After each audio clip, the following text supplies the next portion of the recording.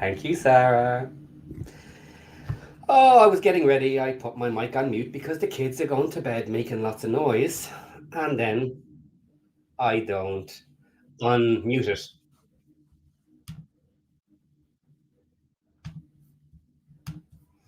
So thank you, Sarah. If you weren't here, I would have been talking to myself for the next 10 minutes. I might not have even realized, which would have been somewhat funny, but people are starting to come in. So behind bars, yes, I was on mute, but Sarah was straight to it. Paddy, you screwed up and put mute on your mic. So thank you very much for that. PCH Scuba, I thought it was great. I thought it was crazy. Hello, everybody. Let's throw these up here while we are waiting for people to come in as they get their notifications, etc., etc. Okay, Jeff G is here. Nick Donlan thought he was going crazy and that his computer wasn't working, I guess. Jay is here. Nick Donlan. Here we go. Why is this not clicking? Click. Click. Now something else isn't working. Excellent. There we go. Sacked. Sacked, says Nick. I need to do better. I know, everybody. I need to do better. Hey, Jay. Hey, Jeff. Keep bringing up the same ones because they move on me. Okay, look at this. Now, isn't this a nice, positive start to the chat? I'm just really glad you're here. I'm anxious to listen to you. Okay, John Emler, straight in with an interesting comment. Black and gold until it's sold. For anybody who cannot remember, that was kind of the chant that was used when they came to Wrexham.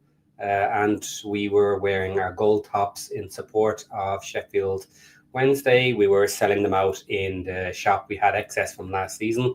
And we donated some money towards Sheffield Wednesday fan groups to help everything go.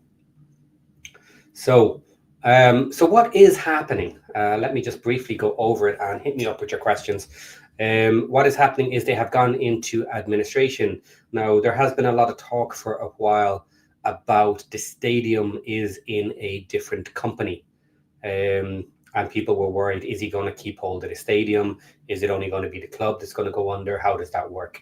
Well, it turns out today that both of the companies have gone into administration together, and they have both been assigned to the same group to take care of it. So they will be sold basically as a pair, if it can be done, which would be needed if somebody is coming in to take the club. Worst case scenario, if no buyers want it, it'll be broken up and they will all be sold off piece by piece. But I am doubtful that will happen. I am quite positive that there are buyers out there waiting, and they were just waiting for Chansiri to basically be removed from the equation, to have somebody with a bit of common sense available who can discuss the whole situation and sell at a reasonable cost. Now, administration is not great. A lot of the debtors and creditors, especially the small local companies who have been working with the club, will be sold down the river. They usually are. Debts that are owed by the club, most of it will not get repaid. I am not perfect on all of the situation, but there have been some comments today that the players have a special contract where they will ultimately be paid what is owed to them first, and then other creditors will be paid afterwards. This includes, so they're saying, if they're correct, that the standard staff will be included in that for any unpaid wages up to this point. They may only get a small percentage of what is owed to them. Okay, PCH Scuba. An investor needs to come forward that wants to be part of something. Sounds familiar, doesn't it? Yes, it does sound eerily familiar to Wrexham and getting investors to come in. A little bit different, of course, because our club was a going concern at the time. It was maybe on its last legs with little income, but it was kept alive by the fans. basically. They did their best. They kept it going long enough that an investor came along and took care of it. Now, Sheffield Wednesday is historically a very big club, obviously. They've been around right from the very start, pretty much. And they have a huge name. They have a big stadium, albeit it needs a lot of renovation. But if you don't have to ask for more seats and build new stands, that is a great thing. And I'm sure there are investors who have already spoken to Chansiri, who have gotten financial information about what is going on at the club and are just holding back, waiting for today. Now, some more comments before I move on that one. If I was rich, I would wait until they are in League 2, which is likely due to the transfer embargo, and do a Wrexham 2.0. Not a bad idea, but the problem is they won't even be in League 1 next season if a buyer doesn't come in. So it's now or never. If a buyer does not come in, basically they will not have money in order to complete this season. They will fold, and that will be the end of the club for now. And there is a phenomenon known as the Phoenix Club, where basically someone takes the name and completely restarts, goes in at a much lower level and builds their way back up. Now, for anybody who is aware of the story, Wimbledon, who we played not so long ago, had to do this. So Wimbledon, and that was because Wimbledon was moved to Milton Keynes, became the MK Dons, which is why they're one of the most hated clubs in the EFL. And then Wimbledon got the name back and restarted the club and worked their way all the way back up to League 1. Okay. Right, John Emer. It's got the bones and is a big club, but needs a lot of TLC. That's absolutely it. If someone comes in and has a bit of cash and is willing to spend and can spend in order to build up the infrastructure, they can do big business with Sheffield Wednesday over the next couple of seasons. Can they survive within Championship? Is it possible? Nice to think about, but almost guaranteed no. Their automatic 12-point deduction has been issued today. It has been updated on some tables. So that has gone ahead. Nobody can make a choice on that. It has to happen 12 points, which puts Sheffield Wednesday at the moment on -6 points. So we have gone through 10-ish matches, which is a little bit less than a quarter. By January, when they can get some new players, that's another quarter. So they could be somewhere around 6 points by Christmas, and then have to do an amazing turnaround in order to survive. You will need somewhere in the 40s to survive if it's low, but it can be as much as 50 points. So you're going to be looking at 2 points for every match for the second half of the season for them to have any shot of survival this season. So no, it's just not going to happen. Okay, L. Well, they do need some new seats. Yes, they do. And if you're in our Discord, we have already discussed this, and I will bring it up in just a moment. Do you know what? I'll bring it up right now. Why not? I have it kind of prepped. Here we go. Boom. Now, this is a live stream that was going, and just as I was ready to start the show tonight, it stopped because they had been live streaming for 5 hours. And it was slowly starting to get dark. So most of the work has been done. So if you want to have a look at this, I have brought this back. This is just a video at about 30 minutes into it. They had already started on the sea. And they were taking out the Chansiri white seats and getting rid of them on day one. Now, I have no idea at the moment who ordered this. Is it just staff at the stadium who said, okay, guys, we have some blue seats. Let's rip the name of Chansiri out of the ground already. Or have the administrators already sent in a couple of messages saying the club would be easier to sell if we got rid of the name Chansiri in the seats. So let me drive this forward a little bit. No, let's see it update. There's the C basically gone, and they're starting on the H at the top. And I'll scroll forward a little bit. And there's some of the H gone. And what I'll do is I'll just leave it playing in the background. I will play it on 2 times speed and let it sit there. So they have taken out a couple of letters today before they stopped the work. And this live stream went absolutely crazy. There was over 125,000, 128,000 watching on X a live stream of seats being removed from the stand, which was cool. Okay, Sarah, could a save by the community work like it did for Wrexham, or is it too big for that? It's too big. The championship is too high. It costs way too much money. Now, of course, they're going to end up in League One next season, but yes, I think they're too big. Even at League One level, the costs involved are huge. They do have a lot of fans, so I'll never say never, but if they ended up being fan owned, even with a smaller majority owner or part owner who had some funds, they'll never be able to cope with it. So in that case, they will likely stay League One, maybe even drop into League Two in the near future, and probably would not be able to come back up.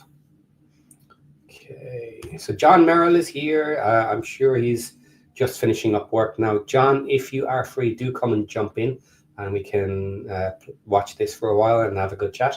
So John says 45 to survive, as they say, but can't see it for them, which was my comment about can they survive if they had a massive money bags coming in January.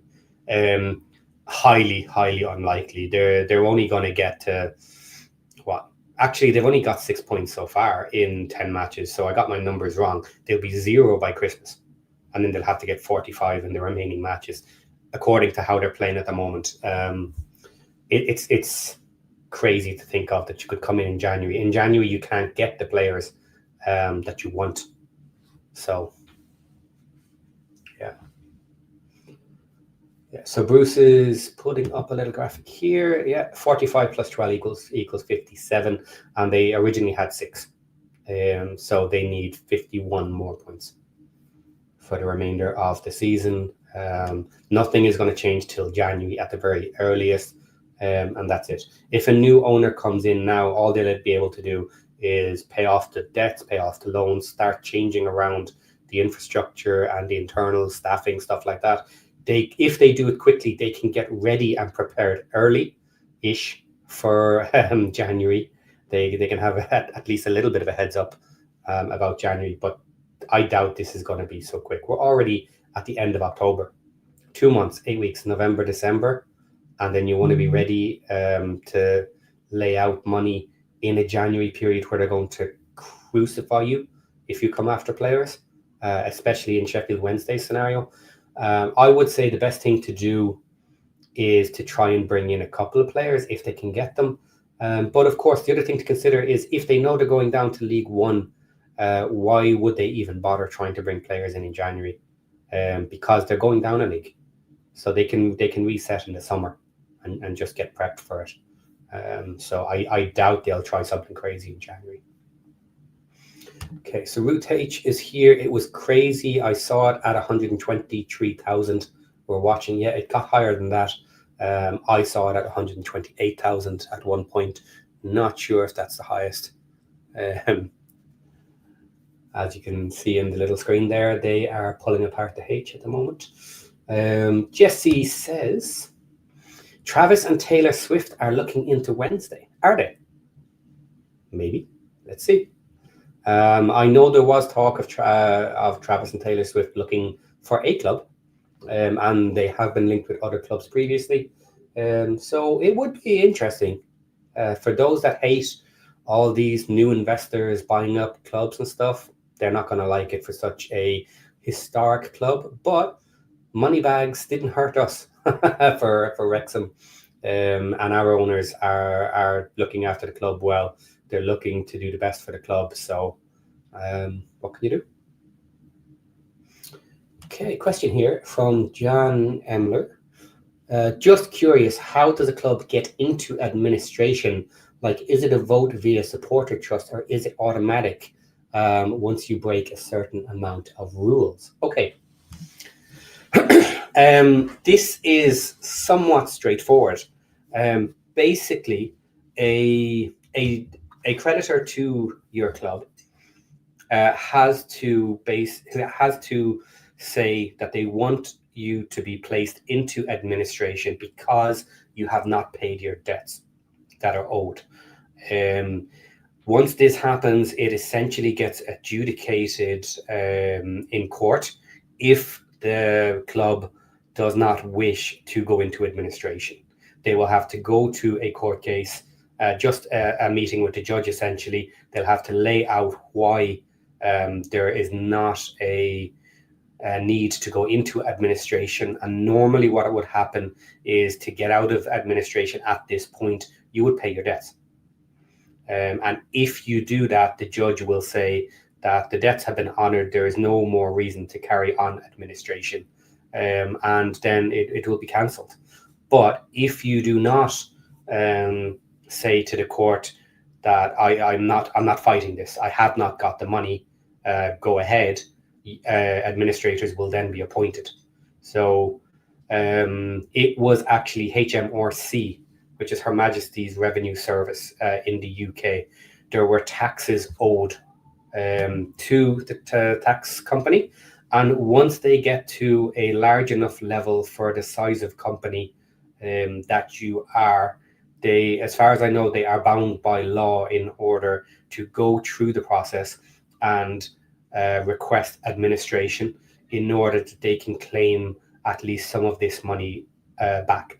They are working on behalf of the people and the public. So at a certain point, they have to go after the debt. And it got to that point where there was millions owed to HMRC, which they felt were not going to get paid. So they had to push Sheffield Wednesday into administration. Now, anybody who is owed a debt can basically do that. But it's usually someone with a significant debt, because as I said, anybody who has a small debt, then Chansiri can just say, okay, you're taking me to court, I owe you 10,000, I can manage, I'll give you the 10,000, and it's done. So it's usually a big creditor that forces the issue. Now, with regards to football clubs, a lot of local creditors, because in the majority case, it is a lot of local companies work with the club. They are reticent to actually do that process because they do not want to be the one that could lead to the closure of the club. The amount of bad publicity and bad ill will with the fans of the club, if your company is seen to be the one that pushes Sheffield Wednesday into administration, nobody comes in to buy it and the club is shut down. So that is why I would guess there are some creditors who could have gone down this road, but may have chosen not to until the taxation service basically said enough is enough. Your debts are too high. Final warning, pay your debts or we send you to administration. They weren't paid and now here we go. Why does it take so long? Because it takes a long time for the debts to build up, and he was doing his best to just pay off the most important creditors to him, basically, and keep his club alive. Now, for me, this is not a good way to go for him. I don't believe he's going to get as much money going through administration as he would have if he just sold, especially if he sold last season. If he had sold in the summer and gotten rid of the club, then the club is in a better position. They don't have a 12-point deduction. They have a chance at survival. Even if they can't get all the players in the summer, they get a couple of players in. Everybody's happy with new owners, and they're trying to survive. And then come January, they upload with some new players. But this season is basically dead and buried. Okay, Ted Nelson, hello, welcome. James Lee, if I was a potential buyer, I'd wait till after the season. I've kind of answered this for a different one. You can't wait, James. There is no waiting. The administrator is going to take this club and he's going to sell it. And it's going to be sold for whatever the administrator can get. If he can't get enough, then the club will fold. It will be sold in pieces. It will be sold in any way it can be, for whatever money they can get. And if it ends up that all they can get is £1 million for pieces of the club, that's what the administrator will do. And the rest of the club will be defunct. So there is no more waiting. This is it. If you are interested in buying, you buy now and you do a deal with the administrator. There may be 2 or 3 parties here waiting. There could still be a bidding war, and maybe some money will come in and Chansiri will get something. I still doubt it would be more than he would have gotten in the summer. Okay, some more comments here I'll try and get through. Okay, John, no sentiment in football, but would buying a few promising academy players be viewed as smart business and money for Wednesday to use, or kicking a club on the way down? Okay. Oh, as in Wrexham buying a couple of their players. I had a look at this earlier in the Discord. I was asked this, and I don't think there's anybody really in the squad that we want. Now, you can't buy them till January anyway. In academy, yeah, why not? Absolutely, I would take some academy players. If they were interested in coming over, absolutely take their players. There is no sentiment, no problem whatsoever. Okay, Bruce McFarland. A big factor is the way it happened. Put the stadium company into administration at the same time. Yes, that is the big deal for me. The Chansiri basically had split into 2 companies, one owning the stadium and the rights of the stadium, and one owning the club. So if this was a scenario where Chansiri could keep hold of the company that owned the stadium, this could have been a big problem. But as it happens, for whatever reason, both companies are gone into administration, and the receivers have both. So they will deal with both together, which will mean getting in an owner much easier. Okay, Free Pugs, hello, yo, Paddy. Okay, Jesse, yes, Ruth, it will be crazy if Travis bought Wednesday, but what makes it even crazier is Taylor Swift going into it. I'd like them to come in. I think it'd be fun. Look, can't be just Hollywood FC. John Merrill, he was rumored to have been offered around 50 million or something in the summer. Bet he feels like a pleb now. Well, that's my point. He may think that there is 3 or 4 different groups out there that are going to compete with each other, with the administrator, and are ultimately going to pay the administrator decent money. I think he's wrong. I absolutely think he's wrong. So we'll see what happens. He's going to get a kicking. He is. Nobody who goes into administration really comes out of it in good shape. And one of the reasons why is, do you know what happens before the administrator pays the debts? The administrator takes their fees for processing the administration. And they are not cheap for a company of this size. Going through all the accounts, doing everything that is needed, you're going to be talking millions. There'll be a couple of million coming in here as a bill for the administrators, and they will take that straight off the top before anyone else gets paid. So that will hurt as well. That will absolutely hurt. Okay, Elizabeth Jones. Elizabeth heard 60 million, but he wanted 100 million. Crazy. Yeah, it has been said for a long time he wanted 100 million, and nobody was willing to give him 100 million for the club. It's just too much. You know, it simply is too much. The stadium is in poor repair. But, of course, having a stadium at all and having a fairly large stadium, it can be repaired. It can be fixed. And if you don't want to go bigger than you already have, that will be cheaper than trying to build a new stadium, anything like that. So it could be a good deal. You know, it absolutely could be a good deal for the right person coming in here. And Jesse again. Travis and Swift could buy this outright ASAP. Yeah, maybe it'll be quick. So in the last match, if anybody wasn't aware or didn't pay attention to it, there was actually a boycott of Sheffield Wednesday fans coming to the stadium. Now, I have it here somewhere. Let me have a look.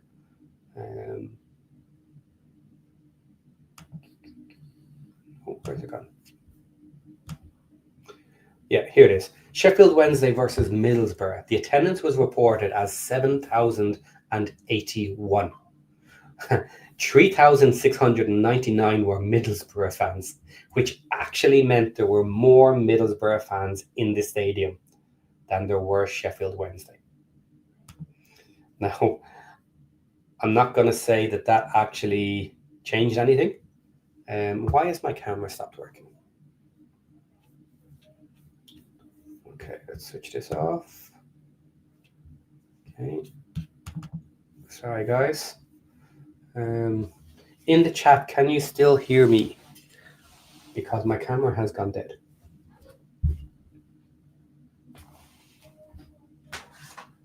Sorry about this. I'll try and fix it. 2 seconds.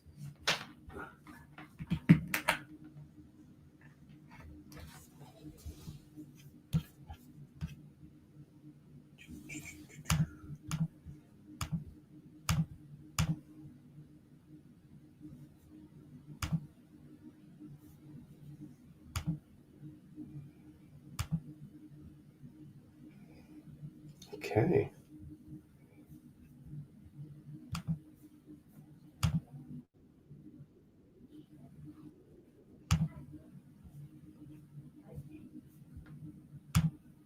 There we go. Okay. It's working. I don't know what happened there. Sorry, guys. Right. Everything's back together. So what was I saying? I was saying about the fans on the weekend. So the protests were actually ramping up. Now, I doubt it ultimately made any difference, but Chansiri should have known by this stage that there was no more money coming in. The money that they would have got from TV rights, etc., was paid at the start of the season. So he either spent that or used it or did whatever he did with it. And once their own fans start boycotting to this sort of level at home match, no more money's coming in for the rest of the season. They are really in trouble, and things were just going to get worse and worse and worse. Okay. Elizabeth Jones, the players put out a statement today asking everyone to now come to Hillsborough for the next game. They want a full stadium, and that is actually tomorrow, I believe. They are playing tomorrow. So let's have a quick look here. Sheffield Wednesday.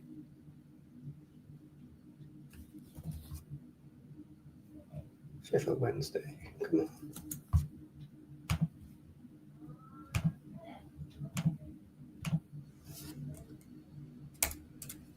Nothing is working.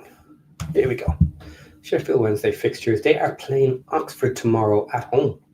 And they are at the standard 3 o'clock kickoff, so it won't be shown live. But I loads of people are going to turn up tomorrow. Absolutely. I wait for it. There's going to be a huge crowd to celebrate Chansiri gone tomorrow. Okay, what's this thing?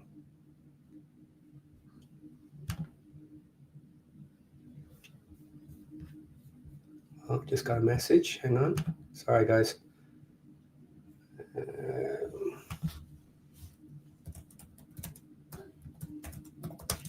Okay, that message was from Mr. Mez, and he will be trying to jump on shortly. So I'm going to have a little pal here to talk to. I'm not used to talking to myself on these things. Okay, so actually, let me pull up the statement. I'm sure I can find the statement here. Sheffield Wednesday football club. Let's see what their statement is.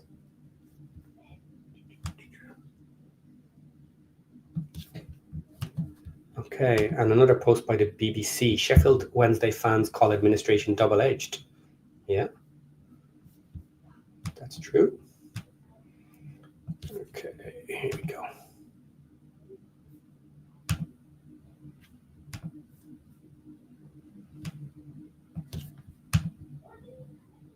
Okay, so this is from Sheffield Wednesday's own site. Frequently asked questions for fans and creditors. I'll pull this out so I can see my own screen at the same time.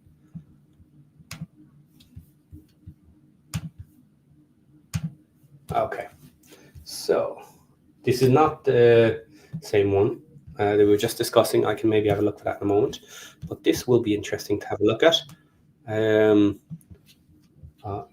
Another beep, I know what that is, sorry, copy.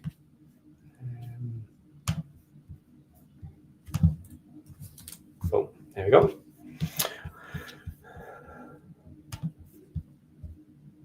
Okay, so frequently asked questions for fans and creditors. For fans, when were you appointed as administrators?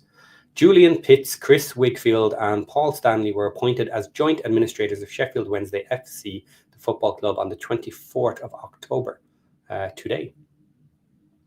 Why has the club been placed into administration? The club has operated at a loss for several years, with those losses historically covered by Mr. Chansiri. Falling revenues and the withdrawal of further financial support left the club unable to continue trading normally, resulting in administration. Who appointed you, and does Mr. Chansiri still have any influence? The appointment was made by the owner in his capacity as the sole director. From the moment of appointment, full control of the club passes to the joint administrators. Mr. Chansiri no longer has any involvement in the running or management of Sheffield Wednesday. So this is what I was saying with regards to not fighting it in the courts. Mr. Chansiri could have gone to court and could have delayed things, but it appears he has just simply agreed that there is nothing else that he can do. So he just went ahead and let the administrators take over. So he is no longer involved.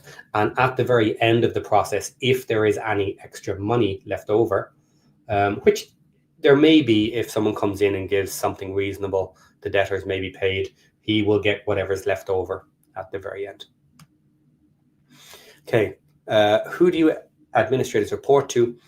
As licensed insolvency practitioners, the joint administrators are accountable to the club's creditors, regulated by the Insolvency Practitioners Association or the Institute of Chartered Accountants in England and Wales, and act as officers of the court. Their main duties include safeguarding and realising the company's assets, ensuring the club continues to operate, identifying and engaging potential buyers, investigating the causes of insolvency and reporting on directors' conduct to the Department of Business and Trade, accounting to creditors and reporting on outcomes. Will Sheffield Wednesday cease to exist? No, administration is designed to rescue and protect the club, not close it down. Okay, notice that it says designed. That is what they hope to do. That is what they will probably be able to do. But as a last resort, if they cannot find someone to come in, and if they cannot keep it going as a going concern, then it will be shut down, yes. Given its proud history, large fan base, and championship status, the club remains an attractive prospect to buyers. I will agree with that, yes. All depends on how much debt is on the club, basically. But in an administration, yes, I do believe it'll be at a level that is worth purchasing by numerous parties. What will happen to jobs and wages? The administrator's priority is to preserve jobs and ensure that all staff, including players and matchday workers, are paid. Wages will be funded from ongoing operational revenues.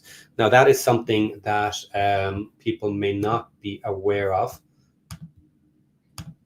Hey, John. I'll just finish this for a second.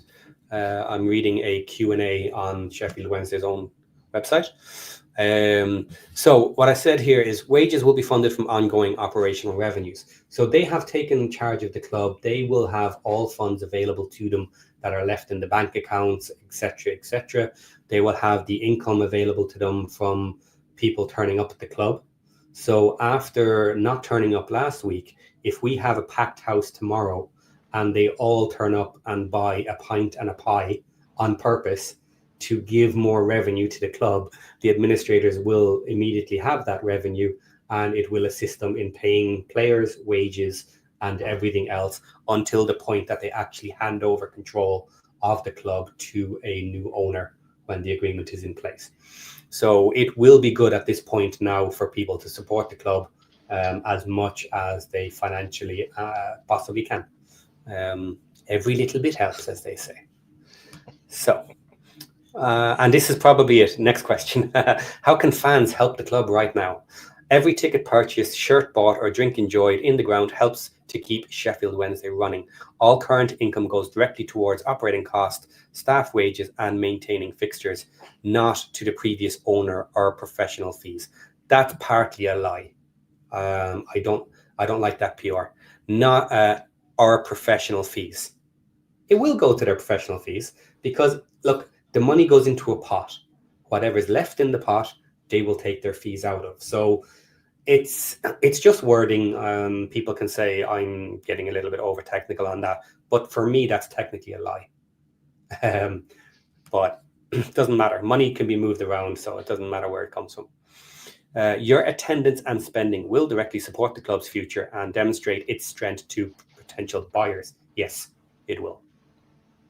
Are there interested buyers? Yes, the administrators are in active discussions with interested parties and are now inviting formal offers from credible, financially sound buyers. Here we go. How will administrators' fees be paid? Professional fees will be paid from the proceeds of the eventual sale of the club. Day-to-day income from fans and match days will not be used for this. It will fund operational costs. Now, that is just a shell game. It is. Because what if he has money in his account? If there is money in the account at the moment, that will cover the operational fees. And this money will go into the account.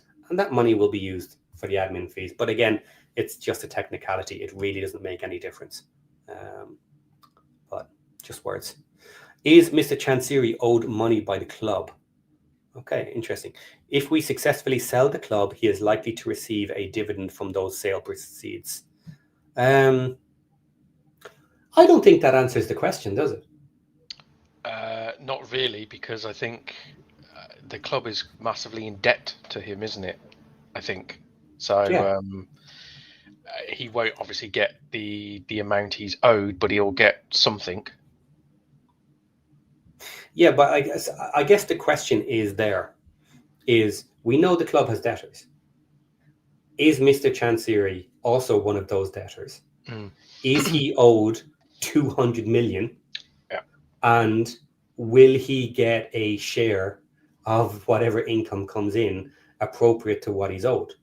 Because if he's owed 200 million technically, and the rest of the debtors are 20 million, then he gets the lion's share. I think that's essentially what you should be answering by that question.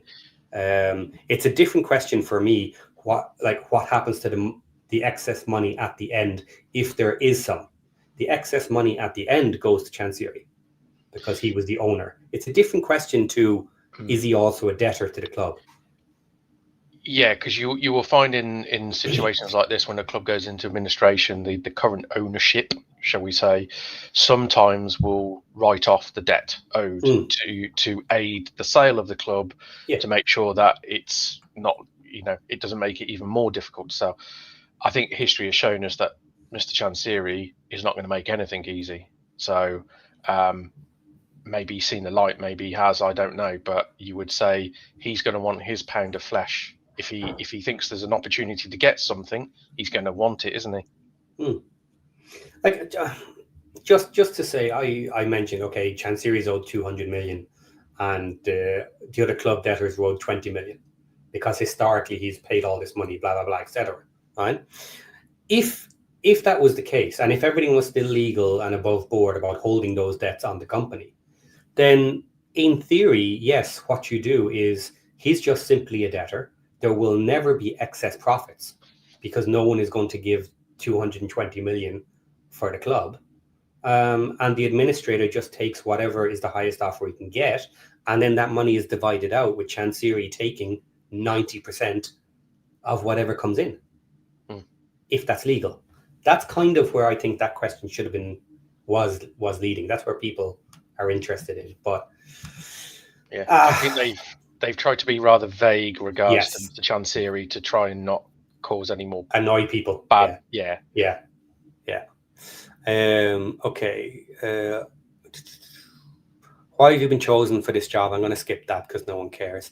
How long will the process take? It depends on buyer interest and due diligence requirements. The administrators aim to complete a sale as quickly as possible while ensuring the club's long-term stability. So your take on this, do you think this can be done in the next 2 months pre-January window? I think it will be close.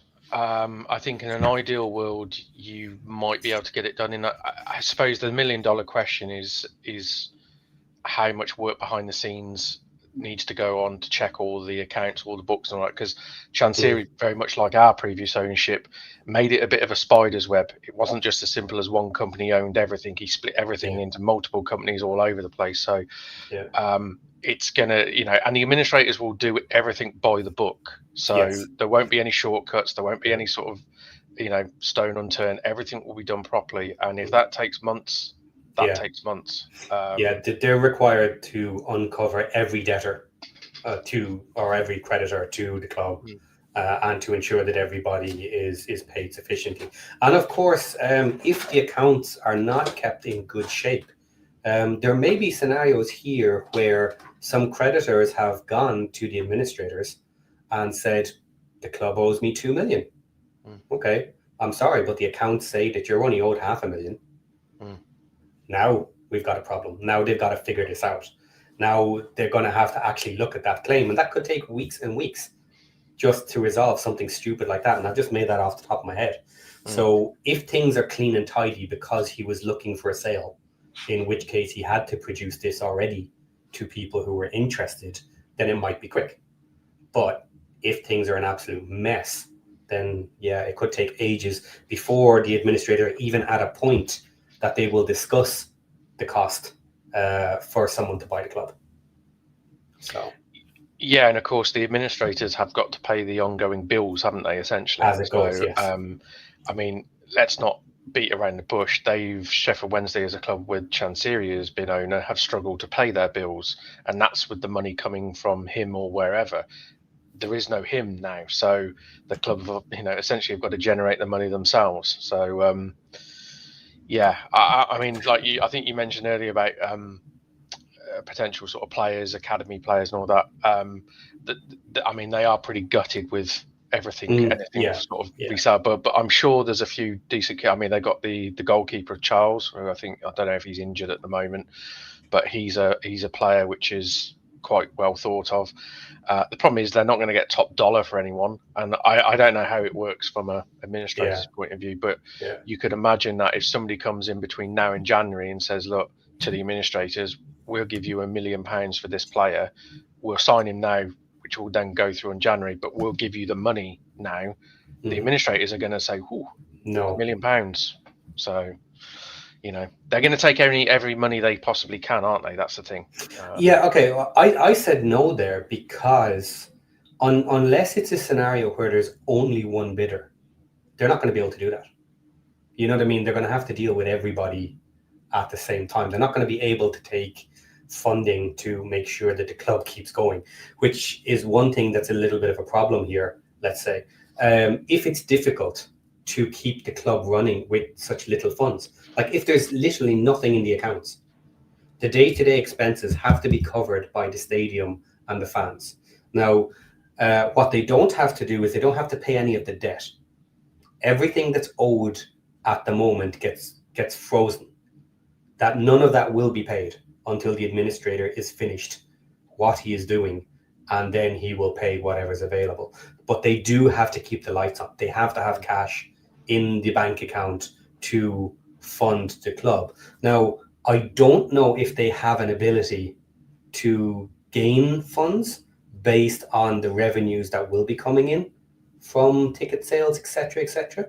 I'm sure there's some facility somewhere available to them to say, okay, we can get the funds soon, but right now for a couple of weeks we need 100 grand or whatever it is, to keep going. So they must have some facility like that, because most clubs are dead on their ass when they come in. So Yeah, I mean we'll they've see. took over full responsibility and running of the Yeah. club. So if they need to raise funds, they'll sell whatever they can for money. Well, actually, that's the other thing as well. Yeah, they will literally sell things. They will go into the offices and get desks and sell them to find money. Yeah. And I think the thing that That's people true. need to sort of get their head around is also they won't think of it from a football point of view or a football Yeah. club point of view. It will be a business only point of view. So, you Yeah. know, for instance, if there's a young player in the academy who could be potentially worth, say, £2-3 million, if somebody comes in and they're the only club that comes in and says, here's £1 million, they're not going to barter. They're not going to say, oh, we might get a better deal. If they need money, they'll just sell. That's how it goes with administrators. So yeah, it'll be interesting. I mean, it's positive, but obviously there is still a rocky road ahead. And this is an interesting point, actually, that I didn't really even consider too much, is a player can be sold in between the transfer windows, but what they are essentially is they are registration windows, where you register the names that you want to play. You can go and buy a contract in between those dates. It just means you can't use them. But in this scenario of academies especially, if you want the services of a couple of academy players, yeah, you can go and buy them and you can just train with them until January. And then if suitable, you can get them to play somewhere or do something, or loan them, or whatever you want to do at that point. So didn't Crystal Palace do it with Reading last season, towards the end of last season or something, where, or it might have been last season, I can't remember. They bought Reading was sort of really needing money to keep afloat, and Palace went in and basically bought a player and paid them up front for the player before they could actually physically use them. Yeah. So there is history, so it can be done. Okay. Okay, how long? Well, we've said that already. Okay. Will there be a points deduction because of this process? Yes, the deduction is immediate 12 points according to the EFL. It has already happened on some different sites that have the points total. Some have already deducted it. They were quick. Will fixtures continue? Yes, matches will continue as scheduled, subject to sufficient ongoing revenues. There you go. Now, big caveat. A big caveat there. Now, just as a point on how you would run something like this, right? I mentioned already, I don't know if you heard this bit, about last week, where there was more away fans in the stadium because they did a boycott, right? And obviously the administrators have to look at precedent, how much money is coming in, etc., etc.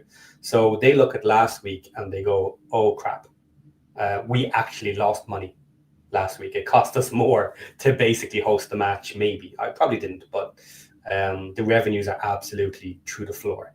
So in a scenario where that would continue, like let's say all the fans had abandoned the club and just said, we're not even coming, we're done with this club, you could stop using your own stadium.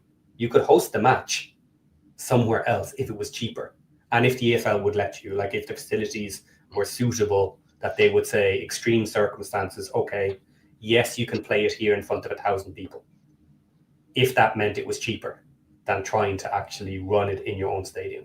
Now, it's not the case here. I expect huge numbers tomorrow, because everybody will be happy. They will try and fill that stadium. They will have their pint and their pie and everything else and show that they want this club to survive. Yeah. I imagine they will also probably look at the ticket prices, because I know Chansiri is notoriously always hiked the prices very high at Sheffield Wednesday. I will imagine the administrators will readdress that to try and encourage people. But they're an absolute juggernaut of a club. I mean, they will sell out every single home game. I mean, I don't even know what their capacity is these days, but it's well over 30,000, isn't it? So it is, yeah. So you know, they will sell out every single home game from now till probably the end of the season. Yeah, hope they do. Okay. Yeah, are season tickets still valid? Yes, season tickets remain valid until they're no longer valid. In the case of something goes wrong. For creditors, I'm a business owed money by the club. How can I get information? All known creditors will shortly receive formal communication from the joint administrators, blah, blah, blah. They are reaching out. And basically, if you are not known, you better make yourself known quick. And we'll investigate whether you are or not owed money. Big question here. How much will creditors recover? The amount returned to creditors will depend on the sale terms and the final realization of assets. The administrator's duty is to achieve the best possible outcome for as many people as possible, basically, in a sliding scale of order as to what they have to focus on. And their own payment for their own job is actually high on that list. Okay. Will the administrators investigate the former owner's conduct? Yes, in accordance with the Insolvency Act, blah, blah, blah, etc. Basically, they will look at the accounts. They will look at the history. They will see if they can find anything that is technically illegal or fraud or whatever, etc., etc. They will be duty bound to report that to the relevant authorities if they find anything or see anything within the history of the club. They'll make it known to the right people. Can creditors take part in the process? Yes, creditors may form a creditors committee to assist in certain areas. Blah, blah, blah. Information will be given. Okay, contact, further information. That's it. So that's covered there. Now, I was also sent something. Liz, I did see it. Let me... I'll just call it out. There was a statement released by the players, which I'll read here. It's in our Discord. To all fans of our club, we, the players, want to say directly to you, our supporters, how much we appreciate the lengths you have gone to protect this great club that we love so much. Whilst we fully understand your stance and the measures you took to force change as a group, not having you in the ground has been felt by all of us. After what has been a period of division and a feeling of disconnect between the club, the players and the fans, we now hope this is the time we can all come back together under the badge and enjoy our football again. So we ask you, starting tomorrow against Oxford, please come back to Hillsborough and cheer the team on. Let's make the ground a place for teams to fear as we do everything we can to get the points we are going to desperately need, obviously because of the 12-point deduction. Think back to the comeback against Peterborough, wins against Arsenal and Newcastle. That was you in the stands as much as us on the pitch. We won't give up, and we ask you not to give up on us. Together we are stronger. Together we can fight. The players of Sheffield Wednesday. Nice statement, as much as you really can do. He's gone. Can we get you back, basically? I tell you, one person who was not happy tonight, and that's Gary Rowett, manager of Oxford, because he'll be sat there just thinking of all the times you could have done this. Today is the day. So, is there such a thing as administration bounce? I tell you what, there's new ownership bounce in a matter of speaking, isn't there? I mean, yes. I remember our first game when our ownership took over. I mean, we weren't very good back then, but we beat league favourites Leeds on that day to win it. I mean, I think I've already put my tips in where I've got Sheffield. I think I've got Oxford to win 1-0. I'm putting my house on Sheffield Wednesday winning that game now, to be honest. Yeah, I haven't put mine in yet. Actually, I was going to do it now tonight. I am absolutely going to put down the Sheffield Wednesday win. Yeah, you know for sure Bannon is scoring tomorrow. Oh, I was just about to say, he is. It's got 1-0 Sheffield Wednesday, Barry Bannon, free kick, 93rd minute, and then just the place going absolutely mental, written all over it. Yeah. Mike says, still have nightmares about our 2-2 draw with Wednesday. Yeah, we shouldn't have. So do I, actually. I have nightmares about our 2-2 draw with them as well. Okay. Now, you were working. So did you see this? How deliciously petty that they have immediately started removing the Chansiri white seats. Did you know about this? Did you see on X or blah, blah, blah? I was showing it at the start. I did see it earlier in the day, yeah. I thought it was Yeah. I'm going to say I couldn't care less if if it's petty in a matter of speaking, that bloke has dragged that club through the absolute hell. So, and I mean, how narcissistic is it to put your name all over it? I mean, come on, you know, if that had been at my club, it would be the first things. I mean, I think there would have been a line of fans around the block to go in there and help remove those seats. Yeah, okay. I saved this one from Sarah. Is it just me, or is it nauseating to put in seats with the owner's name on them? And you just said that. Now, I'm gonna take the other viewpoint, and I'm gonna tell you this much: if I had the money and I bought the club, I would plaster my name all over it. It's my club. You just sit in it. Yeah. Well, the worst thing is that was his phrase, wasn't it? You know, it's my club. You just visit. So I'm half joking for anyone who doesn't know me. I'm Irish. Assume first that everything I say is sarcastic, and then if it doesn't make sense, it's sarcastic. Consider I might be actually serious. Okay. Right. So, a question for you now: who do you think actually started taking up the seats? Surely the administrators didn't make a phone call to the office staff and say, "Get the Chansiri removed. Have we got seats? Can you get rid of it?" I follow a few local Sheffield journalists, and I think one posted around lunchtime or whenever it was, or it might have been this morning, and said the administrators put the plan in place to remove the seats. It was more of just, and apparently it's to try and encourage fans to return. So yeah, it sounds like it was the administrators straight away. Okay. I don't think fans would have needed any sort of encouragement anyway, but I think it just probably added to it, didn't it? Yeah, I was just considering in my own mind, like, could it actually have been the ground staff that just said we're doing it? You know what I mean? Like, okay, well, he's gone. The administrators own it. I don't think the administrators are going to come in and say, "What are you doing, destroying seats?" You know what I mean? We're replacing them with other seats, so we're doing ultimately no damage. Yeah, I'm going to say the administrators apparently were the people. I suppose they're the ones that okayed it, but where the idea came from, I mean, it could have been anyone. It could have been Dave who mows the grass or something, and just basically says, "Look, you haven't paid me for 4 months. I want his name removed," and went and got his spanner set out the cupboard. So, actually, you know what? In fairness, though, some of the management at the grounds would have been in contact with the administrators on a phone call at the very least, saying, "Okay, continue your jobs as normal. We're going to sort out your pay as quickly as possible." And it could have been as simple as this. One person who was on that phone call turned around and said, "Have you got any issue if we swap the white Chansiri seats to blue? Do you care?" No, go ahead. That would actually be helpful. Where did they get the blue seats from, though? That's what I want to know. Yeah, that was a question. Now, I was on the live stream watching it, and some of the comments underneath were gold, and they were all saying that I hope you have blue seats that are exactly the same weather worn as the seats you're putting in there, because all you're going to do is put in a dark set of blue with his name on it beside a light set of blue, and you're still going to be able to see them.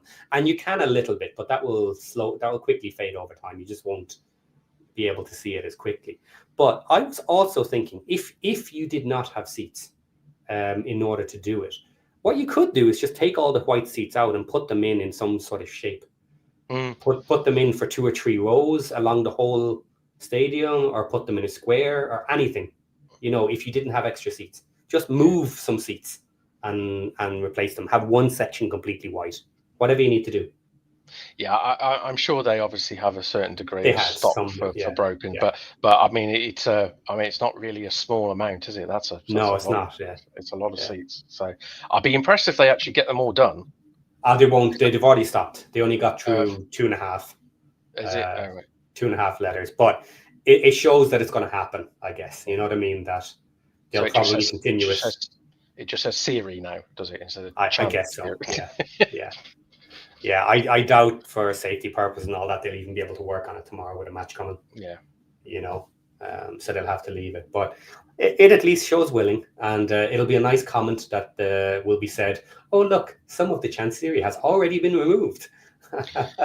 Yeah, and if anything, it was a good news story that created interest during the day.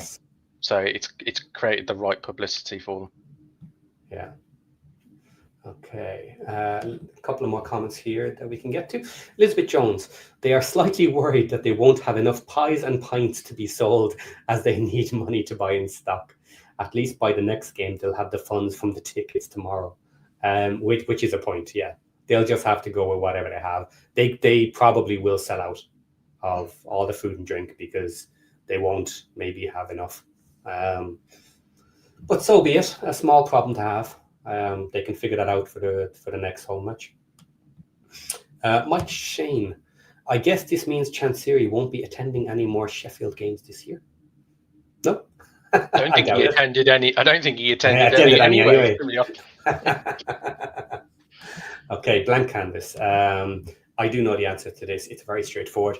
Anyone know if the 12-point deduction will be reversed if a new owner takes over, or do we think this is very much set in stone? Go ahead. Go on, John.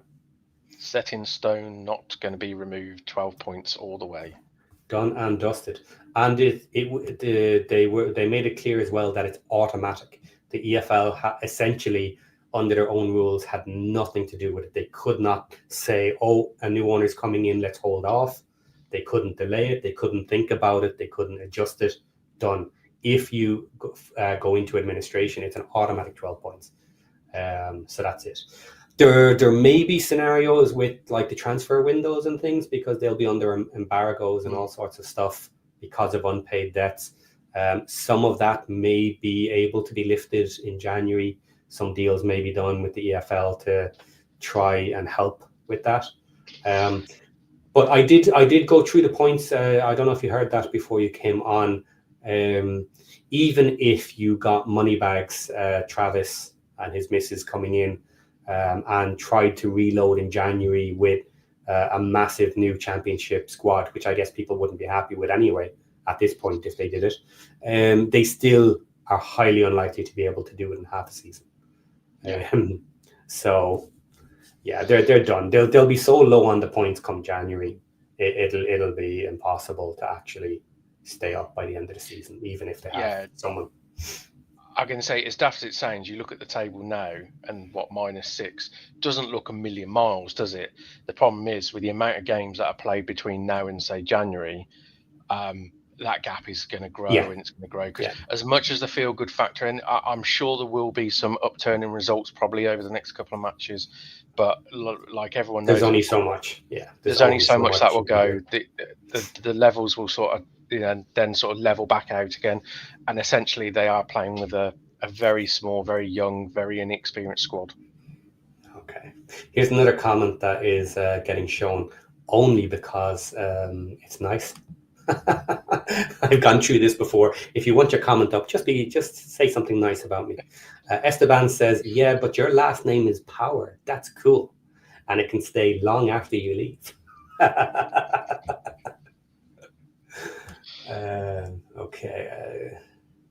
Okay, Elizabeth Jones.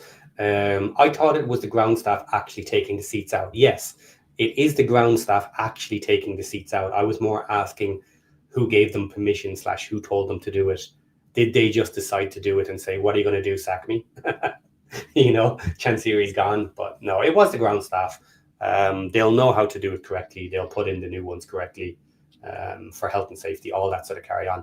Last thing you want now is this weekend, a one row of seats collapsing and someone getting a broken leg or something because the Chansiri seats weren't put back properly. No, it is the ground staff actually doing it. My question was more who told them they could. Okay, yes, man. Okay. Jay, replace and spell SWFC instead of Chansiri's name again. Now it's on the other stand. You could do that.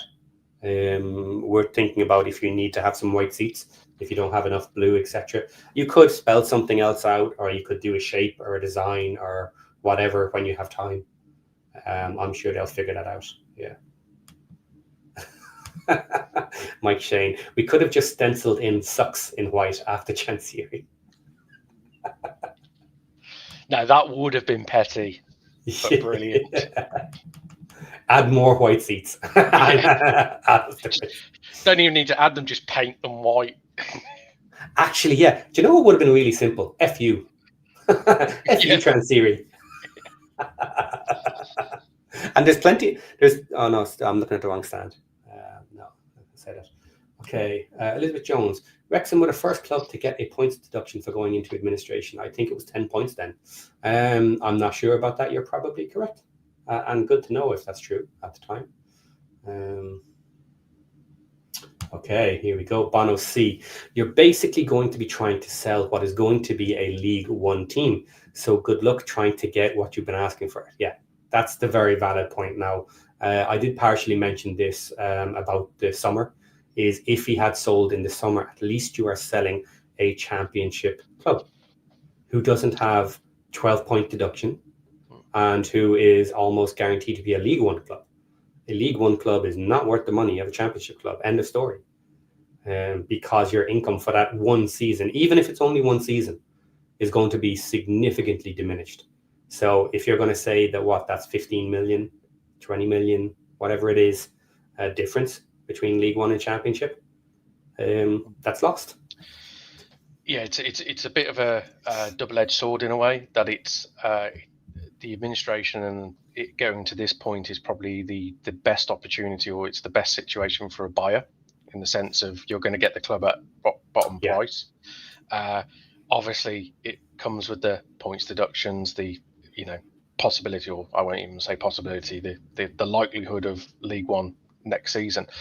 But the other thing does from the fans' point of view, that it should also be seen as, it sounds horrible saying the administration is positive, but you'd say that now you're going to get owners, legitimate, decent owners that wouldn't have dealt with Chansiri, or Chansiri just point blank wouldn't have dealt with them.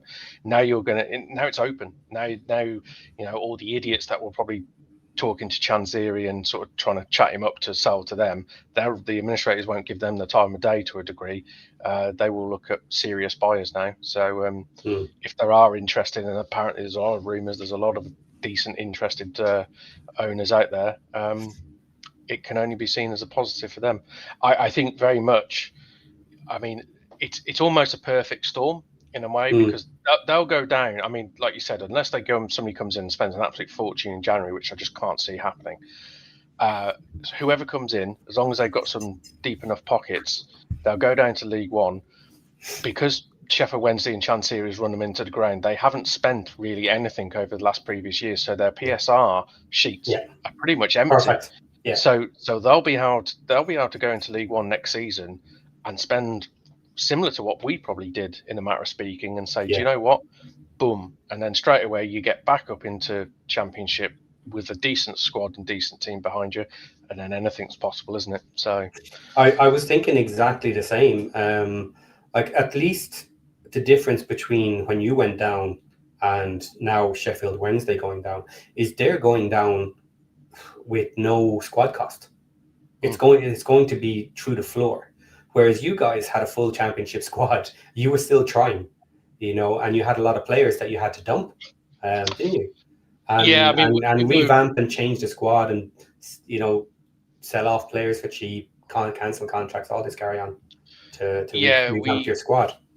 We got a little bit lucky where I think we had about 18 players out of contract, so it was a bit of a perfect storm for us. But yes, we still had essentially some players on big money, which some stayed, some went. I think we sold some players for cheap money, shall we say, but it got the wages off the bill. So, but whereas them, they won't have anyone on any kind of serious wage.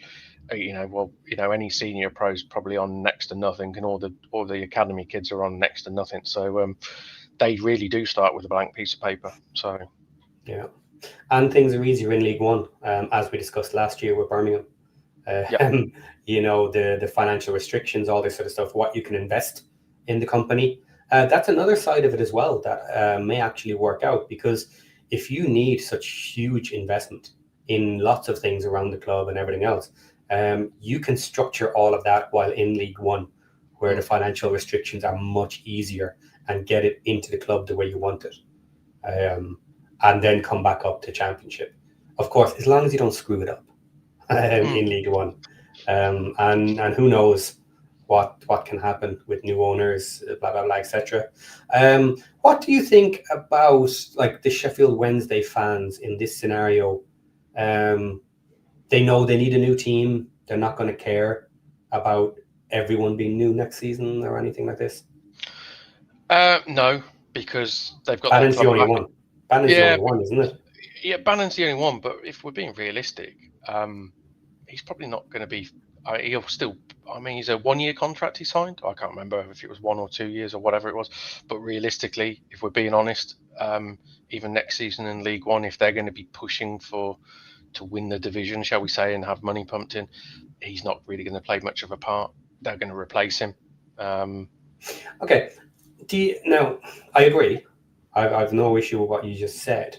For me, because he's the only consistent that has actually showed I'm not going to abandon this club. I didn't leave when I could have / should have, etc., etc. Do you not think he could have a James McLean type role? Absolutely.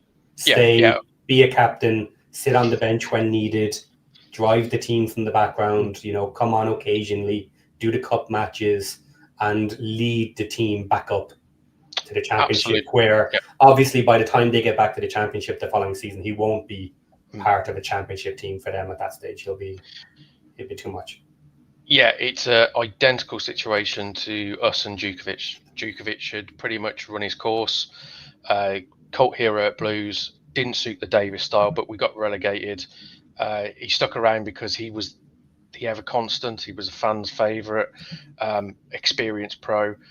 Very much played hardly any part last season, but was the driving force. He was the dressing room. He wasn't the the captain. I believe he was club captain or something like that. And of course he ran off into the sunset, into retirement once we got promoted. I see exactly the same sort of thing with Bannon. Whether he retires is a different one, but he'll be there in the background. He won't be going anywhere else. I just mean he won't be first name on the team sheet, which he is at the moment. But certainly dropping down to League One really makes him of benefit to remain even in the squad. He'll be of a level that he can still certainly play for League One, even if it ultimately becomes a bit part. If he goes on the bench, etc., leads all the cup matches or whatever next season. Yeah, I mean, as we've seen this season, he is still when the ball at his feet, he is a quality operator still. You would just imagine they will want some, I won't say better, but shall we say younger, who can play more of a bigger part and can play Saturday, Tuesday. So, but he'll be there still. Yeah, and I would think new owners would be extremely smart to look at the loyalty he has shown the club and to show him similar loyalty and potentially just have him as a mouthpiece for the club.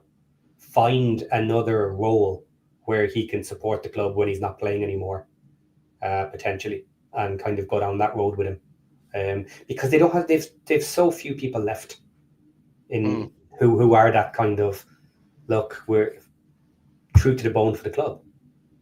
So it would be good for me in my mind, that they could use him in that way to help get across the good factor, everything that they want to do with the club.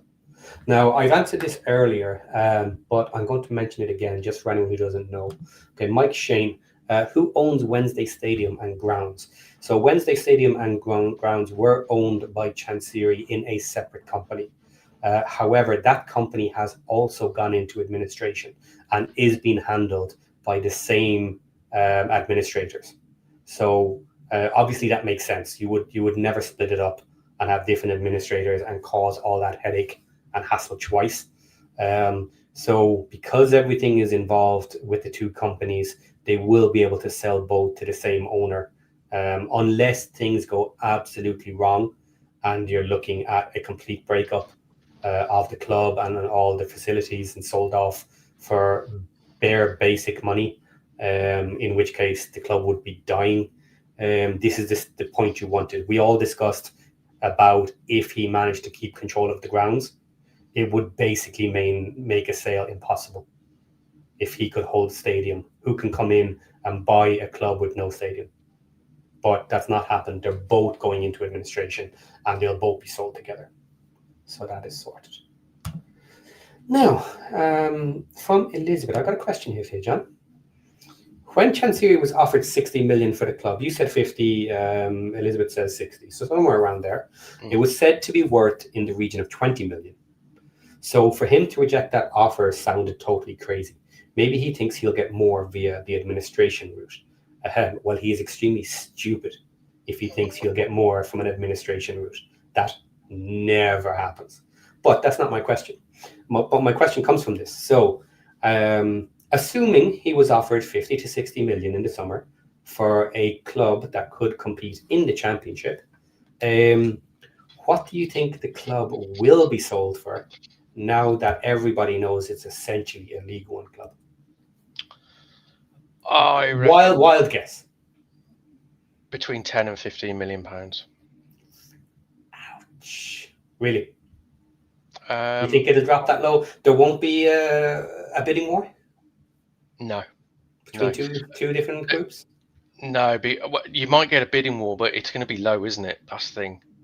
You know, people who buy distressed assets from administrators aren't, they pay bottom dollar, don't they?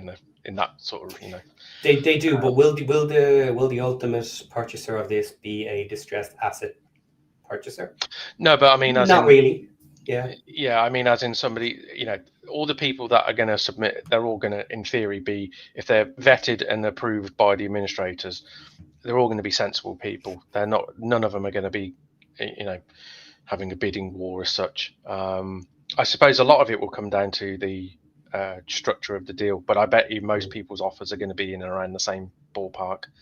I mean, there's other factors. I mean, you might get some sort of, conglomerate of people, and maybe some of them are Sheffield Wednesday fans, for instance, because I know there has been a few rumoured potential investors who are, Sheffield Wednesday fans. The administrators may look more fondly on them because they're Sheffield Wednesday fans. You don't know. Without being in the room, you have no idea. But like I said, if it was valued at around 20, in the summer, I would probably say, it's going to, the fee isn't going to go up, is it? So it's going to come down, and plus it's guaranteed to pretty much be a League One club. I suppose the only difference is you've got the stadium as part of it before, whereas the 20 million or, the 20 million valuation before, I believe, was without the stadium. So you could argue that it could be worth more than 20 in the summer if the stadium was part of it. So.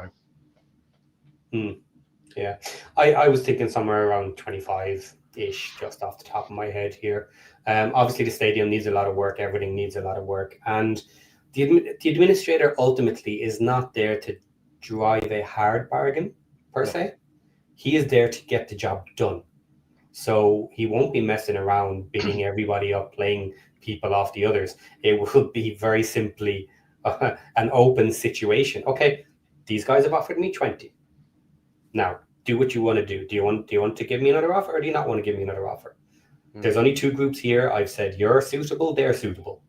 So I'm not playing hardball. They offered 20. You got 3 days to get back to me. 3 days, it's yours. If not, now you go back to the other person and say, right, now it's 22. But and you'll just play that game for a while, and it will naturally finish wherever it finishes. And that'll be the end of it. But yeah. It'll be interesting to see. I did say it earlier in the season that with Chansiri being so difficult, what I would do if I was interested is I would work with Chansiri to the best of my ability. I would try and get as many accounts out of him as possible, see all the financials, try and get a real good understanding of the state of the companies, and then I'd sit back and wait for administration. Get all my ducks in the row. I'd know how much I want to spend for it, etc. And I would take the year in League One, the risk of League One for a year or more.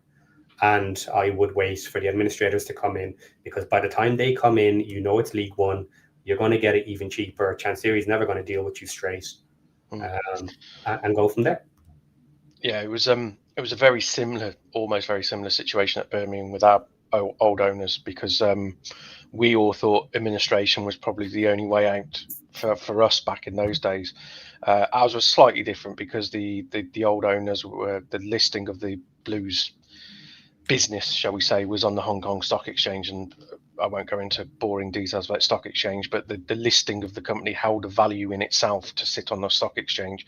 And for us to go into administration, the previous owners would have lost the listing, which would have cost them, stupid as it sounds, would have cost them more money than the club was actually worth.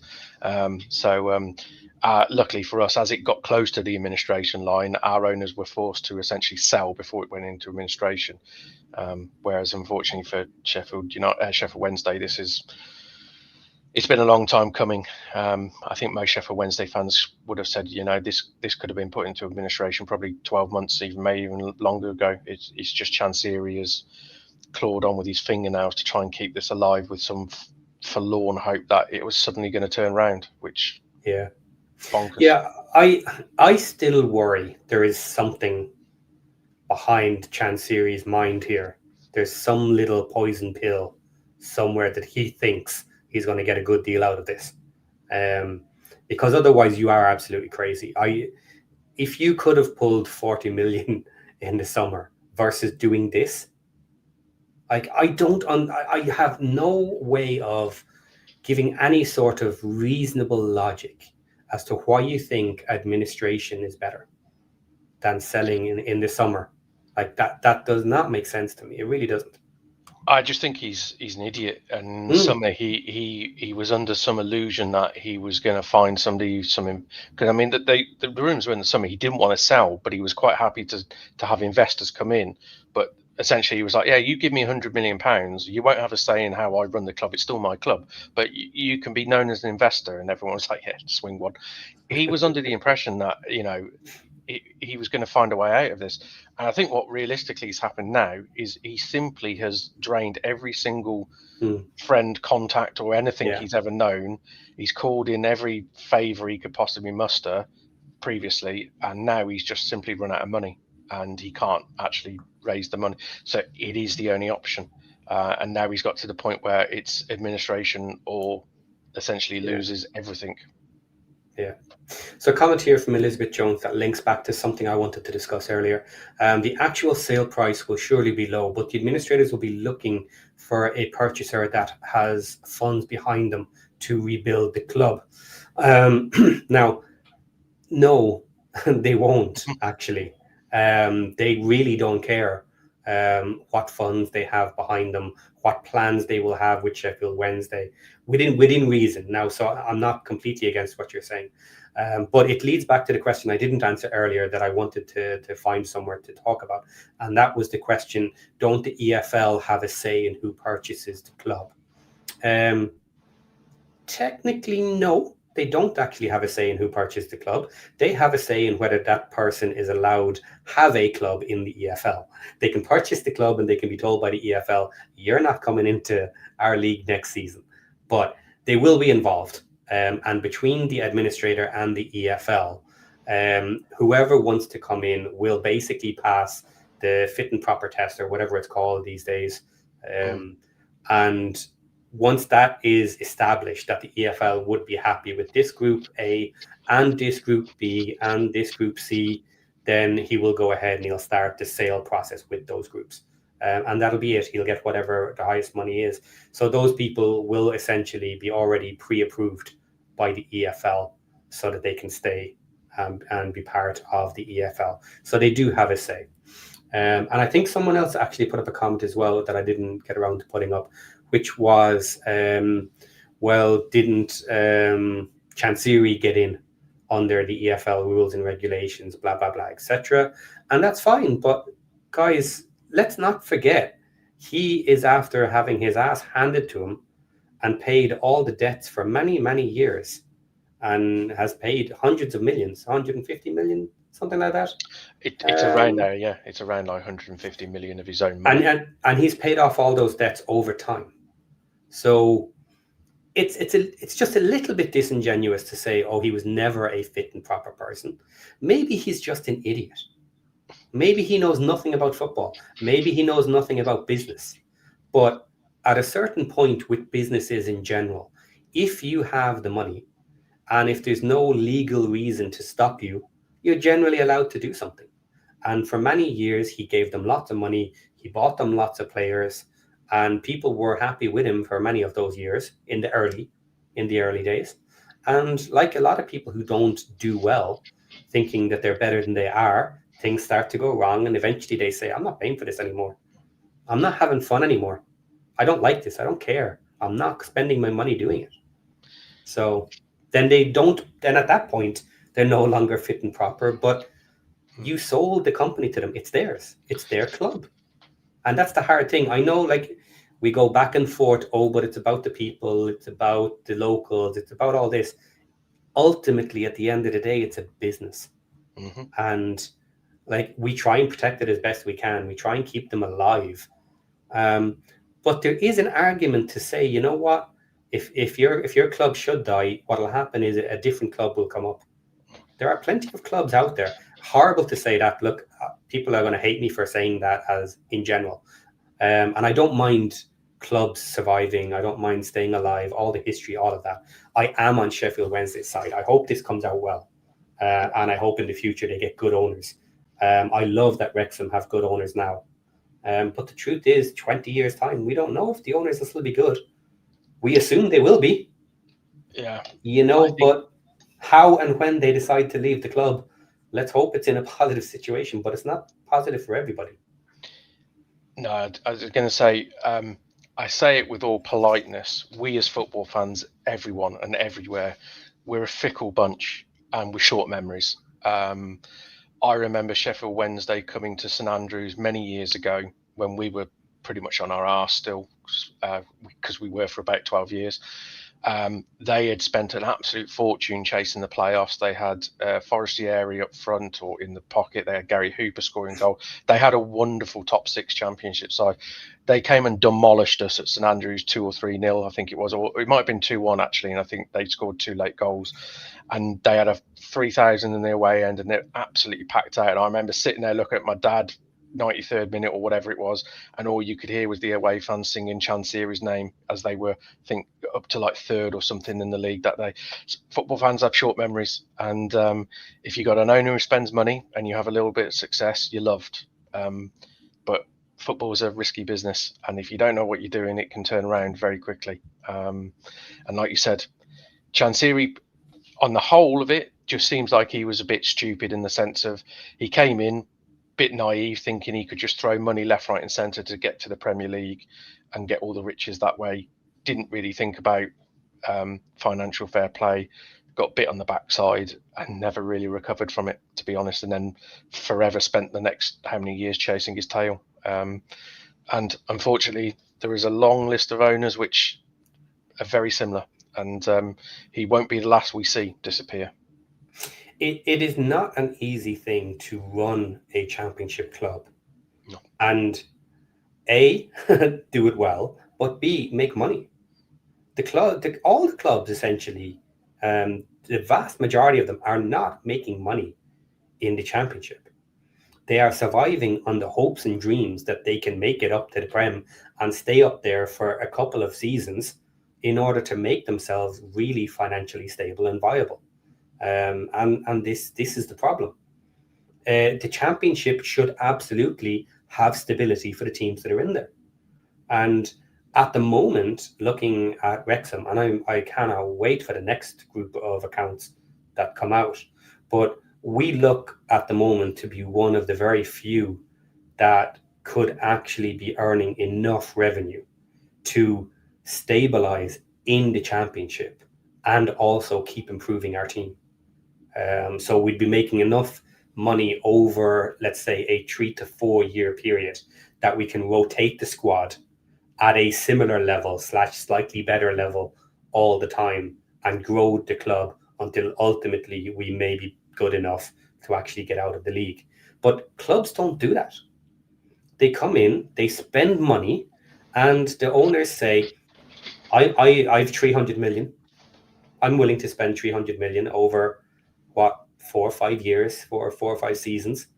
And they hope that by the end of that, they get up to the Prem. And if they don't, they've wasted all that money. And it's not coming from anywhere else. But all clubs should be trying to do this. And the EFL and everybody else should be working to make the scenario sustainable. There's lots of reasons why it's not.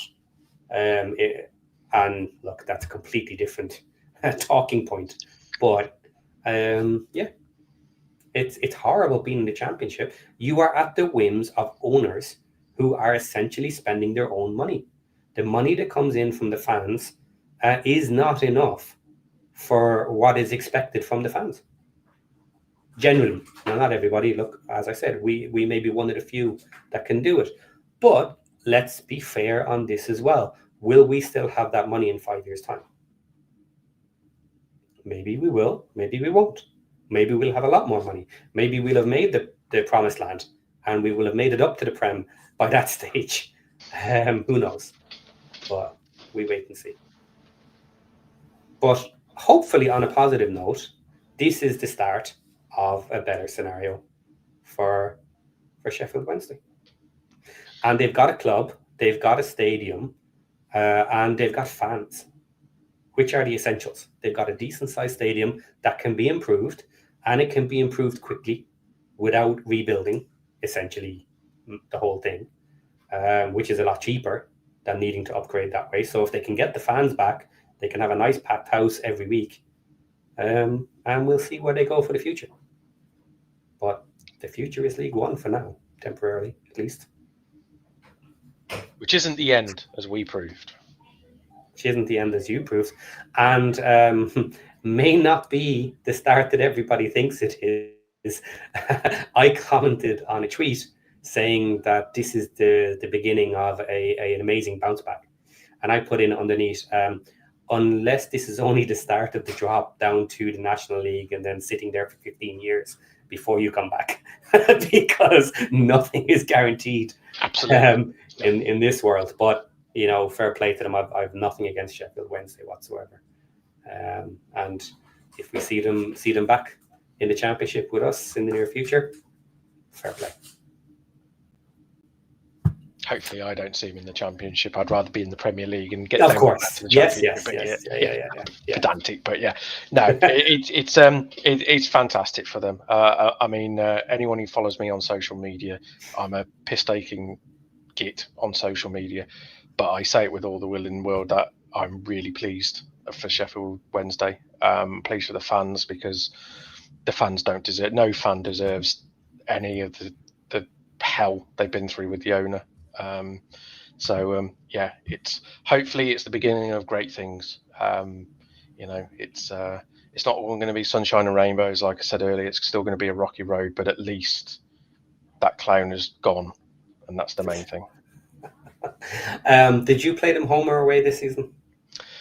We played them at our place already, so we've got to go to the joyous Hillsborough later on in the season. I don't know when it actually is, to be fair. Yeah, let's have a look at that for us. I think we both got to play them away, haven't we? Yes, we played them at home, yeah. So fixture, let's go back one. Okay, yeah, we played them at home on August the 23rd, so early in the season. And then, when are they playing us again? Let's jump up. Oh, someone's in my ear. I need to check that in a second. Birmingham is on January the 20th. Just after my birthday. Okay. And then we are 2 matches later. We are on January 31st. So we are back-to-back home games for them, with an away game in between, obviously, which will be interesting. Yeah, we're away on my birthday. I've just realised we play Swansea away on my birthday, and then a couple of days later we play Sheffield Wednesday away. Lovely. Sheffield United 1-0. What's this? Oh no, is there a match? There's a match on right now, isn't it? Don't tell me the result, because I haven't put in my tips. There's 2 matches, isn't there? There's a Premier League game. Don't tell me the results, because I need to put them in, and I haven't seen anything yet. So I'll do it as soon as I get off here. Okay, guys, I think that's been fun for an hour and a half talking about Chef Wednesday. Now, I do have a little on that bombshell here from our old mate Aaron, who hasn't finished work yet, but he only put in one, and as usual, it's a zinger. So Simon Jordan to the rescue. On that bombshell, everybody, we will see you tomorrow for all the standard programming before, during, and after our Wrexham match. I will be with you for extra time, so do call in and do watch all our other shows, because we give you hours and hours of content. Thank you all for coming tonight, and we will see you tomorrow. See you, everyone.